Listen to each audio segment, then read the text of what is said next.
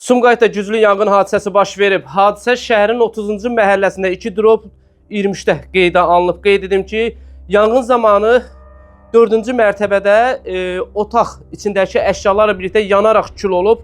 Bir nəfər isə yanıq xəsarətləri alaraq xəstəxanaya yerləşdirilib.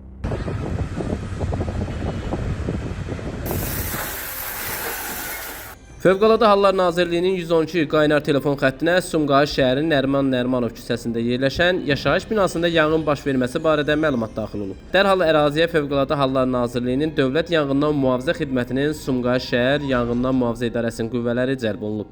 Yanğın söndürənlərin çevik müdaxiləsi sayəsində 5 mərtəbəli yaşayış binasının 4-cü mərtəbəsində yerləşən mənzildə baş vermiş yanğın genişlənməsinə, o cümlədən digər mənzillərə keçməsinə imkan verilmədən qısa müddət ərzində söndürülüb.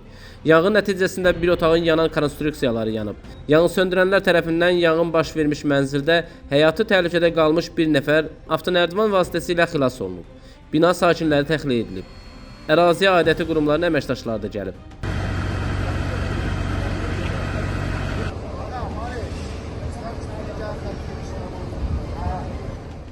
Bacarım gəldi, amma 15 dəqiqə ondan qabaq Evyəsin qardaşı getmişdi və da yəqin ismindən çıxıb yox oldu.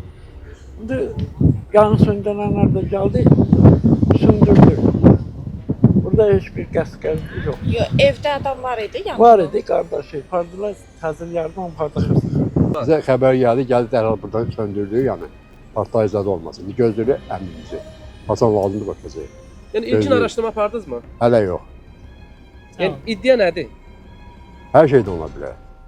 Ola ütü yanına qalsın, hər bir şey olar. Onu heç kim deyəməz. Hadisə nəticəsində tüstüdən zəhərlənən, eləcə də müxtəlif xəsarətlər alan Rasim Midişov təcili tibbi yardım avtomobili ilə xəstəxanaya aparılıb. İlkin tibbi yardım göstərildikdən sonra vəziyyəti qənaətbəxş olduğundan evə buraxılıb. Yanğına ilkin səbəb kimi yanğın təhlükəsizlik qaydalarının kobud şəkildə pozulması göstərilir. Məlumat üçün bildirək ki, yanan mənzil Xızı rayon Maliyyə İdarəsinin keçmiş rəisi Sumqayıt şəhər sakini İndilə Şəmsivariyə məxsusdur. Hadisə baş verən zaman mənzildə qardaşı olub. Faktla bağlı araşdırma aparılır. Nizami Rəsulov, Fərhad Ələkbərli, xüsusi olaraq Dinas TV üçün.